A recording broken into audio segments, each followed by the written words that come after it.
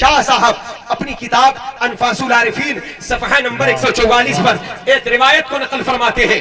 آپ فرماتے ہیں کہ میرے والد بزرگوار کے طالب علمی کا زمانہ تھا.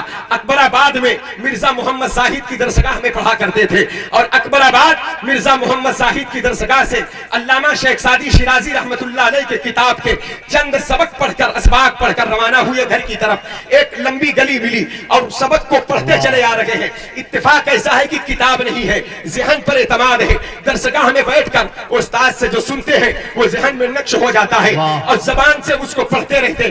آج لمبی گلی میں پہنچے ہیں تو جو سبق پڑھا تھا اوپر سے پڑھتے آئے اور نیچے کا ایک مصرع بھول گئے. جب بھولے تو الجھن بڑھ گئی, کچھ پریشانی بڑھ گئی.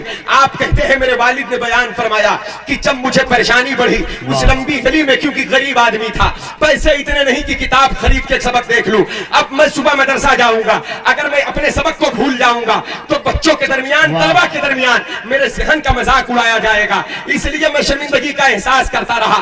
اچانک میں نے کیا دیکھا, ایک نورانی شکل کے بزرگ نظر آئے جن کی زلفیں بڑی تھی, چہرہ حسین تھا, بدن پر سفید لباس تھا, وجود سے مشک کی خوشبو آ رہی تھی. وہ قریب آ کر کہتے ہیں شاہ عبد الرحیم تو پریشان کیوں ہے؟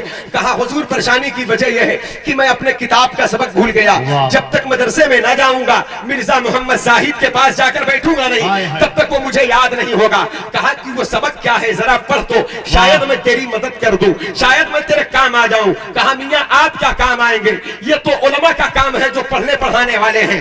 آپ ایک درویش ہیں, میں آپ سے کیا کہوں؟ کہا کہو تو کبھی کبھی فقیر کام آ جاتا ہے. جو مسئلہ کہیں نہیں حل ہوتا وہ فقیروں کے در پر حل ہوتا ہے. ارے تم بولو تو صحیح. تو کہتے ہیں کہ میں شاہ صاحب شاہ شیخ شیرازی رحمت اللہ علیہ کی کتاب کا سبق بھول گیا ہوں اور اسی لیے مجھے الجھن ہو گئی ہے. کہا سبق کو پڑھو. تو شروع سے پڑھنا شروع کیا.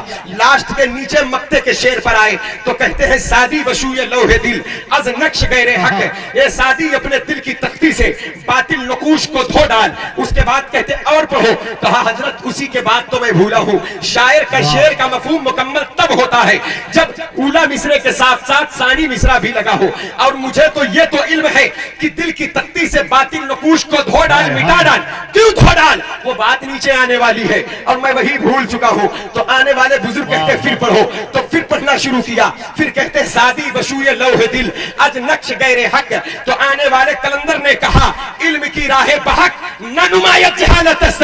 وہ علم جہالت ہے جو حق کا راستہ نہ دکھائے. وہ علم جہالت ہے جو نبی کے در کا پتہ نہ بتائے. وہ علم جہالت ہے جو غوث کے در کا اسیر نہ بنائے. وہ علم جہالت ہے جو خواجہ کے در کا فقیر نہ بنائے. وہ علم جہالت ہے جو علماء کا ادب نہ سکھائے. وہ علم جہالت ہے جو بزرگوں کا پتہ نہ بتائے. وہ علم جہالت ہے جو مسجد کے دروازے پر نہ لے جائے. وہ علم جہالت ہے جو ماں باپ کی خدمت کا درس نہ دے. وہ علم جہالت ہے جو بچوں پر شفقت کا وصول نہ قائم کرے. وہ علم جہالت ہے. اتنا ہی سننا تھا کہ کہتے ہیں شاہ عبد الرحیم کہ مجھے سکون حاصل ہوا, مجھے قرار حاصل ہوا. جب میرے دل کو قرار آیا تو میرے پاس پان کے 2 پتے تھے. یہ ہندوستان کی ریت رہی ہے بہت پہلے سے پان کھانا کھلانا. کہتے ہیں کہ میں نے پان کے 2 پتے نکالا. میں نے کہا حضور یہ قبول فرما لے. کہا بیٹا یہ کیا تم اجرت دے رہے ہو بتانے کی؟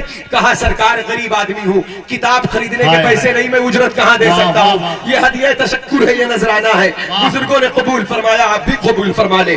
تو ہاتھ میں لے لیا. ہاتھ میں لے کر کہتے بیٹا اب اسے تم رکھو, میری طرف سے یہ میری ضرورت کی چیز نہیں ہے, مجھے اجازت دو, میں جانا چاہتا ہوں. کہا سرکار آپ جا رہے؟ کہا ہاں میں بہت جلدی جانا چاہتا ہوں. اتنا کہہ کر کے آپ نے ایک قدم اٹھایا. گلی اتنی لمبی تھی اگر سینکڑوں قدم چلتے تو وہ نہ پار کر پاتے, لیکن ایک ہی قدم میں جب پوری گلی کو عبور کر گئے تب کہتے ہیں شاہ عبد الرحیم کہ اب میں نے سمجھا کہ آنے والا جو فقیر آیا ہے یہ کوئی ایسا ویسا فقیر نہیں ہے, بلکہ یہ کسی بزرگ کی روح ہے جو میری مدد کے لیے حاضر ہوئی ہے. فوراً آپ نے کہا جانے والے اپنا نام بتا دے, فاتحہ پڑھا کروں گا. اپنا نام بتا دے, نذر کیا کروں گا, اصالے ثواب کیا کروں گا. تو جانے والے نے مسکرا کر جواب دیا کہ شاہ عبد الرحیم جس فقیر شیخ سعدی کی تم کتاب پڑھ رہے تھے وہ فقیر سعدی میں ہی ہوں. میری کتاب کا سبق پڑھا جا رہا تھا, میں ایران سے ہندوستان اپنی کتاب کا سبق بتانے آیا. نعرہ تکبیر, نعرہ رسالت, فیضان غوث اعظم, فیضان اولیاء کرام.